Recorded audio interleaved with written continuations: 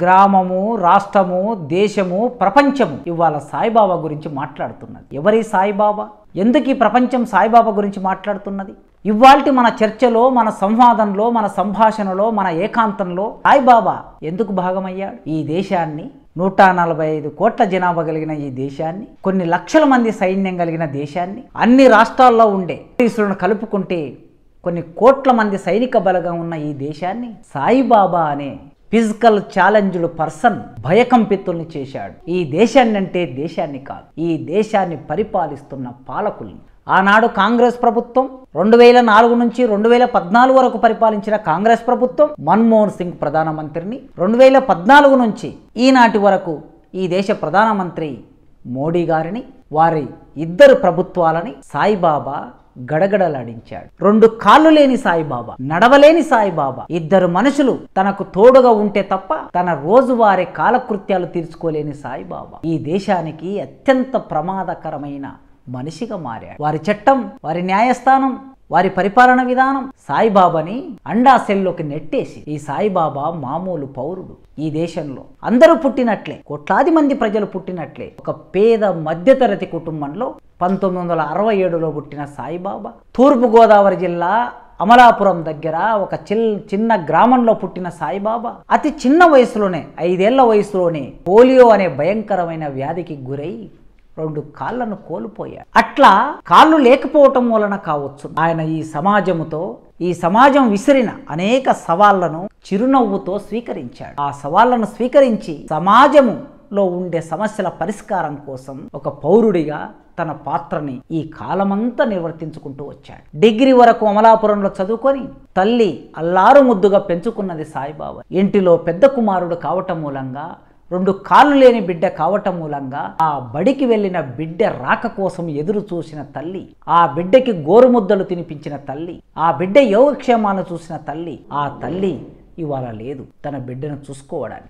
అలా పెంచి పెద్దగా చేసిన ఆ తల్లి పై చదువుల కోసం అమలాపురంలో డిగ్రీ పూర్తి చేసుకున్న సాయిబాబా తన చుట్టూ సమాజంలో జరుగుతున్న అనేక పరిణామాల్ని గమనిస్తున్న సాయిబాబా మీద బీడీ శర్మ అనే ఒక ఐఏఎస్ ఆఫీసర్ ప్రభావం ఉంది అని అంటారు. ఆదివాసుల కోసం పనిచేస్తున్న ఆ కలెక్టర్, బీడీ శర్మ అనే కలెక్టర్, ఆదివాసుల కోసం తపిస్తున్న కలెక్టర్, వారి సమస్యలను పరిష్కరించడం కోసం ప్రభుత్వంతో చర్చలు చేస్తున్న కలెక్టర్, ఆ కలెక్టర్ ప్రభావంతో ఈ దేశం చేత నిరాకరించబడిన చిట్ట చివరి మనుషులు ఆదివాసులు, వారిని అర్థం చేసుకోవడానికి యవ్వనములో సాయిబాబా ప్రయత్నం చేశాడు. అమలాపురంలో డిగ్రీ పూర్తి చేసుకున్న తర్వాత హైదరాబాద్ సెంట్రల్ యూనివర్సిటీ, గచ్చిబౌలిలో ఉన్న హైదరాబాద్ సెంట్రల్ యూనివర్సిటీలోకి ఉన్నత చదువులు చదవడానికి వచ్చి ఎంఏ ఇంగ్లీష్లో చేరాడు. సరిగ్గా ఆయన ఎంఏ ఇంగ్లీష్లో చేరిన రోజుల్లో ఈ భారతదేశంలో చాలా సామాజిక ఉద్యమాలు జరుగుతూ ఉన్నాయి. 1985లో కారంచెడు జరిగింది, 90లలో చుండూరు జరిగింది, 91లో అంబేద్కర్ శత జయంతి వచ్చింది. ఈ మొత్తం భారతదేశంలో విస్మరణకు గురైన వర్గాలు సమాజంలోకి వచ్చి తమ గొంతును మెల్లగా, లోగొంతును మందర స్థాయిలో వినిపిస్తున్న కాలం ఇది. ఈ కాలంలోనే విపి సింగ్ మండల్ కమిషన్ రిపోర్ట్ను బయటికి తీసిన కాలం ఒకటి ఉన్నది. ఆ మండల్ కమిషన్ రిపోర్ట్ బయటకు వచ్చినప్పుడు, బీసీలకు రిజర్వేషన్లు కావాలనే ఆలోచన వచ్చినప్పుడు, ప్రభుత్వం ఒక నిర్ణయం తీసుకున్నప్పుడు ఈ దేశంలో ఉండే సోకాల్డ్ అగ్రకుల మేధావులు, విద్యార్థులు, యువజనులు మండల్ కమిషన్కు వ్యతిరేకంగా ఒక పెద్ద పోరాటాన్ని ముందుకు తీసుకొచ్చారు. ఇది ప్రతిఘాతక పోరాటం. అప్పుడు ఈ దేశంలో ఉన్న దళితులు, దళిత మేధావులు, విప్లవకారులు, ప్రగతిశీలులు, ప్రజాస్వామికవాదులు, ప్రజా అనుకూలులు వీళ్ళందరూ కలిసి మండల్ కమిషన్ రిపోర్ట్ను అమలు చేయాలని ఒక పెద్ద ఉద్యమం నడిస్తే, ఆ ఉద్యమంలో మొట్టమొదటిసారి సాయిబాబా భాగమయ్యాడు ఒక విద్యార్థిగా. అట్లా ఆయన రాజకీయ ఆచరణ మొదలైంది. ఆ తర్వాత కొద్ది కాలానికే తెలుగు నేల మీద మద్యపానాన్ని నిషేధించాలని ఒక పెద్ద ఉద్యమం జరిగింది. ఆ పెద్ద ఉద్యమంలో ఆయన భాగమయ్యాడు. కొన్ని రోజులకే మద్యపానం మీద ఉన్న నిషేధాన్ని ఎత్తేసిన పాలకులు తిరిగి మళ్ళీ మద్యపానం మీద నిషేధం పెట్టాలని, సంక్షేమ పథకాలని అమలు చేయాలని ఏర్పడిన కమిటీలో సాయిబాబా భాగమై హైదరాబాద్ కేంద్రంగా పనిచేయటం మొదలుపెట్టాడు. ప్రజల గురించి ఆలోచించి, సమాజం గురించి ఆలోచించి, ఈ సమాజం బాగుండాలని కోరుకొని సాయిబాబా చేసిన ఈ కృషి అంతా తన రాజకీయ కార్యకలాపాలకి, తన రాజకీయ ఆచరణకి ఈ కాలమంతా పునాది వేసింది. పదునెక్కిన కాలం అంటాం కదా, 1990. కొందరికి 60వ దశకం పదునెక్కిన కాలం, అది నక్సల్బరీ కాలం. కొందరికి 80వ దశకం పదునెక్కిన కాలం, అది దళిత ఉద్యమానికి సంబంధించిన కాలం. కొందరికి 90వ దశకం పదునెక్కిన కాలం అది మండల్ కమిషన్ ఉద్యమ కాలం. అట్లా మండల్ కమిషన్ అమలు చేయాలని జరిగిన ఉద్యమంలో భాగంగా పదునెక్కిన సాయిబాబా తన రాజకీయ కార్యాచరణని విస్తరించాడు, విశాలం చేసుకున్నాడు. అట్లా విశాలం చేసుకొని ఆ తర్వాతి అతి కొద్ది కాలానికే ఈ తెలుగు నేల మీద ఒక అద్భుతమైన ఉద్యమానికి సాయిబాబా నాయకత్వం ఇచ్చాడు. జైలు అంటే చాలా మందికి తెలియదు. జైలు అంటే బందీఖానా, జైలు అంటే సూర్యుడు ఉదయించడం అస్తమించడం తప్ప ఇంకేమీ తెలియని ఒక ప్రాంతం. అట్లాంటి జైల్లో అది చెంచల్గూడ జైలు అయినా, అది చర్లపల్లి జైలు అయినా, అది వరంగల్ జైలు అయినా, అది రాజమండ్రి జైలు అయినా, ఎక్కడైనా జైలు ఒక చీకటి కుటీరం. ఆ చీకటి కుటీరానికి సాయిబాబా ఆ చీకటి కుటీరంలో భాగమైనటువంటి, అందులో నిర్బంధంలో ఉన్న ఎందరో ఖైదీల గురించి ఆలోచించి, ఖైదీలు కూడా మనుషులే కదా, ఆ ఖైదీలకి కొన్ని హక్కులు ఉండాలి కదా, భారత రాజ్యాంగం ప్రసాదించిన హక్కులన్నీ ఖైదీలకు కూడా అందాలని సాయిబాబా పోరాటం చేశాడు. ఇవాళ దగదగ మెరుస్తున్న, వెలుగులతో మెరుస్తున్న సచివాలయం, సెక్రటరేట్, ఈ సెక్రటరేట్కు ముందు ఒక టెంట్ వేసి ఖైదీల హక్కుల కోసం పోరాటాన్ని నడిపాడు. 40 రోజుల నుంచి 60 రోజుల వరకు పోరాటాన్ని నడిపి తెలుగు నేల మీద జైళ్లలో సంస్కరణ రావడానికి, ఒక కొత్త జీవో రావడానికి, వాళ్ళు కూడా మనుషులే అని ఈ సమాజం, ఈ ప్రభుత్వం అంగీకరించడానికి నడిపిన పోరాటానికి నాయకత్వం వహించాడు సాయిబాబా. ఆ తర్వాతి కాలంలో దేశవ్యాప్తంగా జాతుల సమస్య మీద ఒక చర్చ నడుస్తున్నది. కాశ్మీర్ జాతి, మణిపూర్ జాతి, నాగా జాతి, తమిళ జాతి, తెలుగు జాతి, ఇట్లా దేశంలో ఇన్ని జాతుల కలయిక భారతదేశం. ఇన్ని జాతుల కలయికైన దీన్ని అర్థం చేసుకోవడానికి జాతుల సమస్య మీద ఒక పెద్ద సెమినార్ నిర్వహించి ఈ సమాజానికి ఒక అవగాహన ఇచ్చాడు ప్రొఫెసర్ సాయిబాబా. ఆ తర్వాత ఏర్పడిన అఖిల భారత ప్రజా ప్రతిఘటన వేదిక AIPRF అనే సంఘానికి ఆయన జాతీయ కార్యదర్శిగా ప్రధాన కార్యదర్శిగా పనిచేసి, ఇక అక్కడి నుంచి ఒక నిర్మాణాత్మకమైన ఆచరణ సాయిబాబా మొదలుపెట్టాడు. ఆ ఆచరణతో దేశమంతా విస్తరించాడు, ప్రపంచమంతా విస్తరించాడు. సరిగ్గా అదే సమయంలో జీవిక కోసం పాలిటెక్నిక్ కళాశాలలో ఇంగ్లీష్ లెక్చరర్గా చేరాడు. చేరిన తర్వాత ఈ తెలంగాణ నేల మీద హైదరాబాద్కు వచ్చిన తర్వాత ఇక్కడ జరిగే అనేక ఉద్యమాలకి ప్రభావితమయ్యాడు. ఆయననే చెప్పుకున్నాడు ఒక ఇంటర్వ్యూలో, తెలంగాణ నేల నాకు పాఠాలు ఉన్నాయి, తెలంగాణ ఉద్యమాలు నాకు అనుభవాలను ఇచ్చాయి. ఆ ఉద్యమ నేపథ్యం నుంచి నేను నేర్చుకున్న పాఠాల నుంచి ఈ సమాజం మార్పులో భాగం కావడానికి నేను సిద్ధపడ్డాను అన్నాడు. అట్లాంటి తెలంగాణ నేల మీద ఉన్న సాయిబాబా 1996లో చిన్న రాష్ట్రాల అంశం ఎజెండా మీదకి వచ్చినప్పుడు ఆయననే నాయకత్వం వహించి అఖిల భారత ప్రజా ప్రతిఘటన వేదిక అనే సంఘానికి ఆయన జాతీయ ప్రధాన కార్యదర్శి కనుక ఆ కార్యదర్శిగా ఆయన ఆ రోజు వరంగల్ జిల్లాలో, తెలంగాణ నేల మీద వరంగల్ జిల్లాలో 2 లక్షల మందితో సభ నిర్వహించారు. ఆ 2 లక్షల మందితో జరిగిన ఆ సభలో వరంగల్ డిక్లరేషన్ అనే ఒక డిక్లరేషన్ ఆయన విడుదల చేశాడు.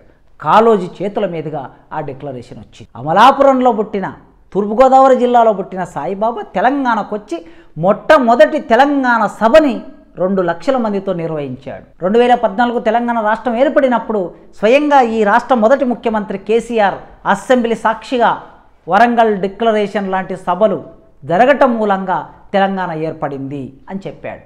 అంతటి గొప్ప సభకి, తెలంగాణ ఉద్యమానికి పురుడు పోశాడు ప్రొఫెసర్ సాయిబాబా. ఆ తర్వాత PhD చేయడం కోసం ఢిల్లీకి వెళ్ళాడు. ఢిల్లీలో PhD చేసి, ఢిల్లీ యూనివర్సిటీలో PhD చేసి అక్కడనే అధ్యాపక వృత్తిని చేపట్టాడు. అసిస్టెంట్ ప్రొఫెసర్గా ఇంగ్లీషులో డిపార్ట్మెంట్లో అసిస్టెంట్ ప్రొఫెసర్గా చేరాడు. చేరిన తర్వాత ఈ దేశవ్యాప్తంగా ప్రజల మీద దోపిడీ, ఆదివాసులను దోపిడీ, ఆదివాసుల అణచివేత, దళితుల మీద దాడులు, ఇట్లాంటి చాలా అంశాలు ముందుకొచ్చినప్పుడు సాయిబాబా మౌనంగా ఉండలేదు. కేవలం ఉద్యోగం మాత్రమే చేసుకోలేదు. రాజకీయ ప్రత్యామ్నాయ రాజకీయాలు ఈ దేశంలో ఉండవలసిందే. భారత రాజ్యాంగం ప్రకారం ప్రతి మనిషి తన భావాలను వ్యక్తం చేసుకునే స్వేచ్ఛ ఉండాలని కోరుకొని ఆయన విప్లవ భావజాలాన్ని ప్రచారం చేయడానికి కోసం RDF అనే ఒక సంస్థకి నాయకుడిగా ఉన్నాడు. మధ్య భారతంలో దండకారణ్యంలో ఆదివాసుల మీద జరుగుతున్న దాడికి వ్యతిరేకంగా దేశం ఢిల్లీని కేంద్రంగా చేసుకొని ప్రపంచమంతా ప్రచారం చేశాడు. అమలాపురం నుంచి మొదలైన ఆయన రాజకీయ కార్యాచరణ హస్తినాపురానికి చేరుకున్నది, అంటే ఢిల్లీ నడివీధిలోకి చేరుకున్నది. ప్రొఫెసర్ అంటే క్లాస్ రూమ్లో పాఠాలు చెప్పడం మాత్రమే కాదు, ఎంత అద్భుతంగా పాఠాలు చెప్పగలడో. African literature, European literature, Indian literature, వీటన్నింటిని ఎంత అద్భుతంగా క్లాస్ రూమ్లో చెప్పగలడో, పరిశోధన చేయగలడో సాయిబాబా అంతే గొప్పగా ఒక పౌరుడిగా తన బాధ్యత ఏమిటంటే సమాజాన్ని సంస్కరించడం, సమాజాన్ని మార్చడం కూడా తన బాధ్యత. మార్పు కోసం జరుగుతున్న ఉద్యమాలలో భాగం కావటం కూడా తన బాధ్యత. అందుకే ఆయన బాధ్యతగా ఈ సమాజం ముందుకొచ్చాడు. ఆదివాసుల సంపదని, వాళ్ళ కాళ్ళ కింది సంపదని, ఈ దేశ సంపదని అప్పనంగా బహుళజాతి కంపెనీలకి, వరల్డ్ బ్యాంకుకు తాకట్టు పెడుతున్న ఈ దేశ పాలకుల్ని ప్రశ్నించాడు. వీల్ చైర్ మీద కూర్చొని ప్రశ్నించాడు. ఈ దేశ సంపద అంటే విదేశాలకు తరలించేది కాదు. మనం ఇక్కడ విదేశీ పరిపాలన లేము, బ్రిటిష్ పరిపాలన లేము. భారతదేశానికి ఒక స్వతంత్ర రాజ్యాంగం ఉన్నది, సార్వభౌమ అధికారం ఉన్నది. కనుక ఈ దేశ సంపద ఈ దేశ పౌరులకు అందాలని ఆయన పోరాటం చేశాడు. ఆ క్రమంలో ఈ పాలకులకి కంటయింపుగా మారాడు. ఈ పాలకులకి నచ్చలేదు. అందుకే ఒక కల్పిత గాథని సృష్టించి మహారాష్ట్ర పోలీసులు ఆ కల్పిత గాథను ఆధారం చేసుకొని గడ్చిరోలిలో ఉన్న ఒక ప్రాంతంలో ఒక కేసును రూపొందించి ఢిల్లీలో ఉన్న సాయిబాబా, ఢిల్లీ యూనివర్సిటీ ప్రొఫెసర్స్ క్వార్టర్స్లో ఉన్న సాయిబాబా గడ్చిరోలికి వచ్చి ఆదివాసులతో కలిసి, మావోయిస్టు పార్టీతో కలిసి ఈ దేశాన్ని కూల్చడానికి కుట్ర చేశాడని యుఏపిఏ అనే ఒక చట్టాన్ని ఆయన మీద మోపి అరెస్ట్ చేసి జైల్లో నిర్బంధించారు. దొంగ సాక్ష్యాలతో, తప్పుడు జడ్జిమెంటుతో ఆయనను 10 సంవత్సరాలు జైల్లో 10 సంవత్సరాలు 2014లో అరెస్ట్ చేస్తే 2024 వరకు ఆయన జీవితం అంతా జైలు జీవితంగా మారి కింది court, sessions court, high court, supreme court వరకు సాయిబాబా తన సంవాదాన్ని నడిపాడు. తన లాయర్ల ద్వారా సంవాదాన్ని నడిపాడు. కానీ ఈ దేశంలో న్యాయస్థానం, న్యాయదేవత కళ్ళు కట్టుకొని ఉంటుంది.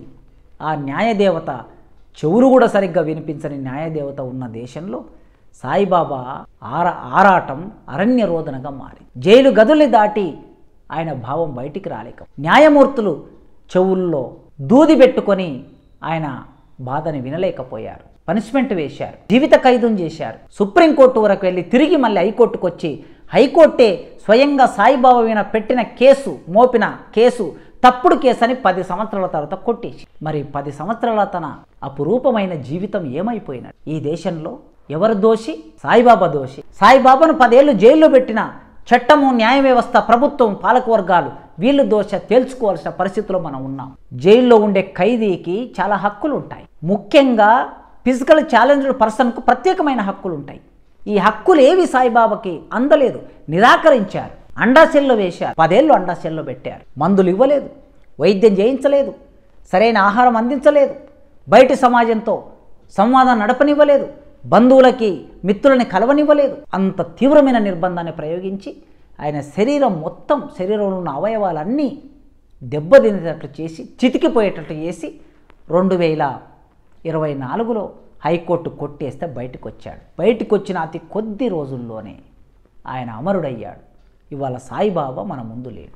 చిన్న ఆపరేషన్, గాల్ బ్లాడర్ అనే చిన్న ఆపరేషన్కు వెళ్ళి ఆయన మృత్యు ఒడిలోకి వెళ్ళిపోయాడు. సాయిబాబా ఇవాళ మన ముందు లేడు. ఒక కవిగా, ఒక రచయితగా, ఒక ప్రొఫెసర్గా, ఒక రాజకీయ కార్యకర్తగా, ఒక నాయకుడిగా ఇన్ని పాత్రలు నిర్వహించిన సాయిబాబా ఇవాళ మన ముందు లేడు. కానీ ఆయన ఆశయాలున్నాయి. నేను మృత్యువుని నిరాకరిస్తున్నానని, నేను చావును నిరాకరిస్తున్నానని ఆయన కవిత్వం రాశాడు. ఆ కవిత్వం ఇవాళ మనతో మాట్లాడుతున్నది. ఈ దేశ పాలకులు గుర్తుపెట్టుకోవాల్సింది, నియంతలుగా మారిన వాళ్ళెవ్వరూ ఎక్కువ రోజులు కుర్చీ మీద కూర్చున్న దాఖలా లేదు. ప్రజలు, ప్రజాస్వామికవాదులు, బుద్ధిజీవులు, ప్రగతిశీలులు సాయిబాబా సందర్భంలో మౌనాన్ని వీడవలసిన అవసరం ఉన్నది. మౌనం వీడకపోతే సాయిబాబా లాంటి అపురూపమైన మేధావులు, సాయిబాబా లాంటి అద్భుతమైన మేధావులు ఒక్కొక్కరు ఇలా అమరులు అయిపోతూ ఉంటే ఈ సమాజంలో అసమ్మతి ప్రకటించేదెవరు? ఈ సమాజం ప్రగతిదాయకంగా మారడానికి ఆలోచనలు ప్రోధి చేసేదెవరు? ఇవాల్టి సందర్భంలో సమాజమంతా తమ గొంతు విప్పి సాయిబాబా మరణానికి కారణమెవ్వరని తేల్చవలసిన అవసరం ఉందని